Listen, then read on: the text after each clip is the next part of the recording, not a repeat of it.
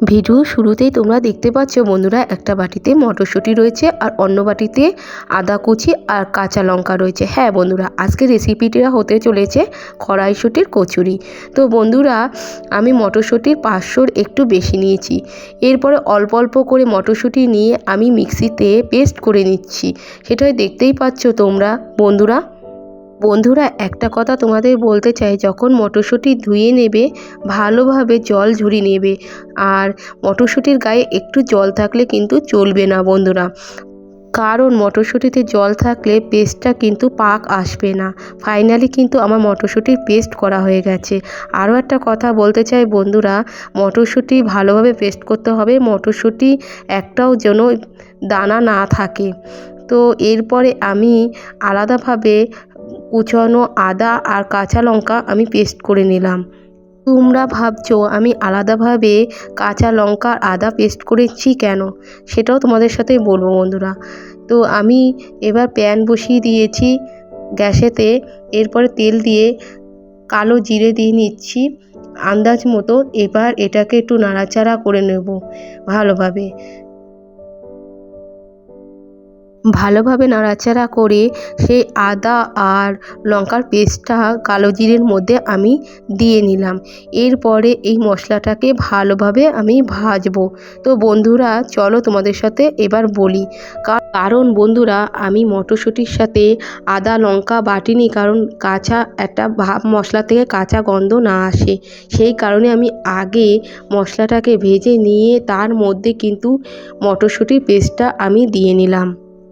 তোমরা চাইলেও কিন্তু মটরশুঁটির সাথে আদা আর কাঁচা লঙ্কা একসাথে বেটে নিতে পারো। আমি একসাথে বাটিনি, শুধু কাঁচা ভাব গন্ধ আসবে বলে আমি সেই কারণে আলাদাভাবে বেটে নিয়েছিলাম। তো যাই হোক, এরপরে কিন্তু মটরশুঁটির পেস্টটা আমি এবার নাড়াচাড়া করব। এই পেস্টের মধ্যে এবার আমি স্বাদ মতো নুন দিয়ে নিয়েছি। আরও একটা কথা বলতে চাই তোমাদের সাথে, তোমরা স্বাদ মতো নুন আবার একটু মিষ্টিও দিতে পারো। আমি মিষ্টিটা স্কিপ করলাম, কারণ বন্ধুরা আমাদের বাড়ির লোক যখনই কড়াইশুঁটির কচুরি খায় তখন মিষ্টিটা পছন্দ করে না। সেই কারণে আমি মিষ্টিটা স্কিপ করলাম। তো তোমাদের সাথে কথা বলতে বলতে দেখেছো বন্ধুরা, প্রায় জল কিন্তু অর্ধেক শুকিয়ে এসেছে। তো যখনই মটরশুঁটির পেস্টটা তোমরা বানাবে বন্ধুরা, আমি তোমাদের কিন্তু বারবার বলছি একটু জল থাকলেও চলবে না, কারণ বন্ধুরা জল থাকলে কিন্তু পুরটা ভালোভাবে হবে না। আর যখন লেচি বানাবে, পুর ঢুকিয়ে লেচি বানাবে, তখন কিন্তু তেলের মধ্যে দিলে ফেটে যেতে পারে আর সব মশলা বেরিয়ে আসতে পারে। সেই কারণে পুরটা খুব সাবধানে তোমাদেরকে বানাতে হবে। ফাইনালি তোমাদের সাথে কথা বলতে বলতে কিন্তু আমার পুর বানানো কমপ্লিট হয়ে গিয়েছে। এরপরে আমি ময়দা মাখতে চললাম। দেখতে পাচ্ছ আমি প্রায় 250-র উপর ময়দাটা নিয়ে নিয়েছি বন্ধুরা।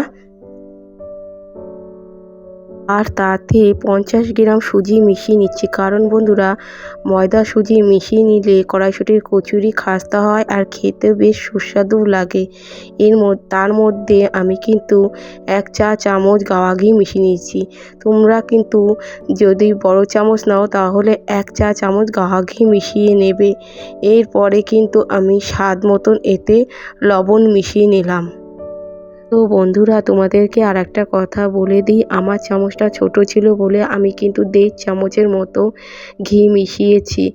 আর যদি তোমরা বড় চামচ ব্যবহার করো তাতে কিন্তু 1 চা চামচই গাওয়া ঘি মিশাবে। এরপরে বন্ধুরা আমি কিন্তু ময়দাটা মাখা আরম্ভ করে দিয়েছি আর অল্প অল্প জল দিয়ে মাখছি, কারণ বন্ধুরা একবারে জল দিলে ময়দাটা কিন্তু শক্ত হয়ে যেতে পারে। এরপর ময়দার মধ্যে আমি 2-4টে দানা চিনির দানা মিশিয়ে নিচ্ছি বন্ধুরা।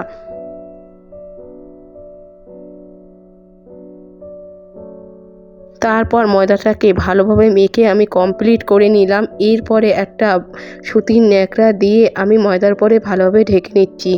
তারপরে এই সুতির ন্যাকড়াটা আমি 10 মিনিটের জন্য ঢেকে রাখবো। এরপর 10 মিনিট হয়ে গিয়েছে, আমি কিন্তু 10 মিনিট পর ন্যাকড়াটাকে সরিয়ে দিলাম। আর আঙুল দেখতে পাচ্ছ আমার ময়দার মধ্যে ঢুকে যাচ্ছে, তার মানে কতটা সফট আর নরম হয়েছে।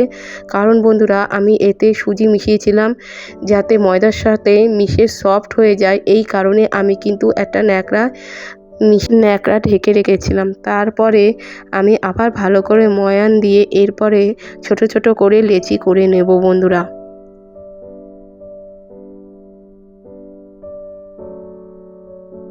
তো বন্ধুরা আমি লেচির সাইজটা না বড় করছি না ছোট করছি, আমি মিডিয়াম রাখছি। তোমরা চাইলে এই জায়গা বড়োভাবে লেচিও বানাতে পারো, আবার ছোটও লেচিও বানাতে পারো। তো আমি বেশি বড় পছন্দ করি না বলে আমি এই মিডিয়াম সাইজটাই লেচি করলাম। তোমাদের সাথে কথা বলতে বলতে কিন্তু আমার অনেকটাই লেচি বানানো কমপ্লিট হওয়ার পথে বন্ধুরা। আর আমার একটু বেশি বানাতে হচ্ছে, কারণ কড়াইশুঁটির কচুরি আমাদের পরিবারে সবাই খেতেই পছন্দ করে। তো বন্ধুরা আমার কমপ্লিট হয়ে গেছে পুরো লেচি বানানো। এরপরে আমি রেডি হয়ে গিয়েছি বন্ধুরা লেচির মধ্যে পুর ভরার জন্য। তা আমি লেচির মধ্যে কিভাবে পুর ভরছি তোমরা দেখতেই পাচ্ছ। অনেকটাই কিন্তু মুখটা বেশ বড় করে নিতে হবে, যাতে লেচির থেকে পুরটা বেরিয়ে না আসে। আর মুখটা কিন্তু টাইটভাবে আটকাতে হবে, তারপরে তোমাদেরকে বেলতে হবে, না হলে কিন্তু পুরো মশলা কিন্তু বেরিয়ে আসতে পারে বন্ধুরা। আর যখন এই লেচিটা বেলবে, না মোটা হবে না পাতলা হবে, পুরো মিডিয়াম রাখতে হবে বন্ধুরা। তো বন্ধুরা আমি কিন্তু কড়াইশুঁটির কচুরি এর আগে কয়েকবার বানিয়েছি, কারণ বন্ধুরা এই রেসিপিটাও কিন্তু আমার মায়ের কাছ থেকে আমার শেখা।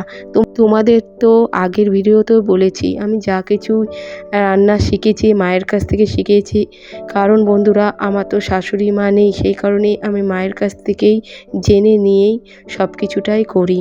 তো বন্ধুরা তোমাদের সাথে কথা বলতে বলতে কিন্তু আমার একটা লুচি বানানো কমপ্লিট হয়ে গিয়েছে। আবার আমি আর একটা লুচি ধরলাম বন্ধুরা বানানো। তো বন্ধুরা আমি একা হাতে সবটা করছি বলে আমার একটু দেরিও হচ্ছে, আর কেউ হেল্প করলে বন্ধুরা একটু তাড়াতাড়ি হয়। তো যাই হোক আমার কিন্তু বেশ ভালো লাগছে এটা বানাতে। আর দেখতেই পাচ্ছ আমার পুরটা কতটা টাইট হয়েছে। আর আমি যখন বেলছি একটু কিন্তু পুরের থেকে বেরিয়ে আসছে না মশলা, তোমরা দেখতেই পাচ্ছ। আর মাঝে মাঝে একটু তেল দিয়ে আমার বেলতে হচ্ছে, না হলে আটকে যেতে পারে সব লুচিগুলো। সেই কারণে আমি অল্প অল্প করে তেল দিচ্ছি আর লুচিগুলো কিন্তু বেলছি।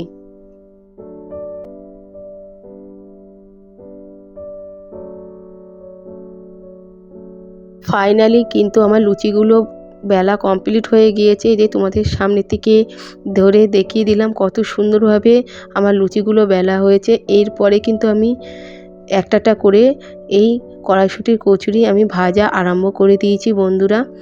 আর সুন্দর একটা ঘ্রাণও বেরাচ্ছিল বন্ধুরা এই কড়াইশুঁটির কচুরির থেকে। আর তোমরা কড়াইশুঁটির কচুরি খেতে কারা কারা ভালোবাসো কমেন্টে কিন্তু অবশ্যই জানিও বন্ধুরা। আমার কিন্তু বেশ ভালো লাগে কড়াইশুঁটির কচুরি খেতে, তাও আবার আলুর দমের সাথে। আর তোমাদের দাদা ভাইয়ের কিন্তু এটা বেশ প্রিয় খাবার এই কড়াইশুঁটির কচুরি।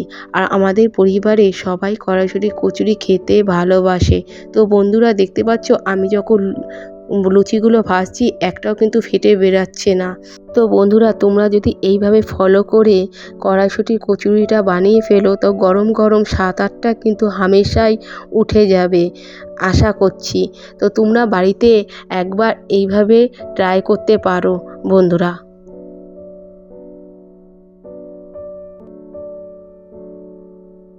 ফাইনালি তোমাদের সাথে কথা বলতে বলতে কিন্তু আমার কড়াইশুঁটির কচুরিগুলো ভাজা হয়ে গিয়েছে।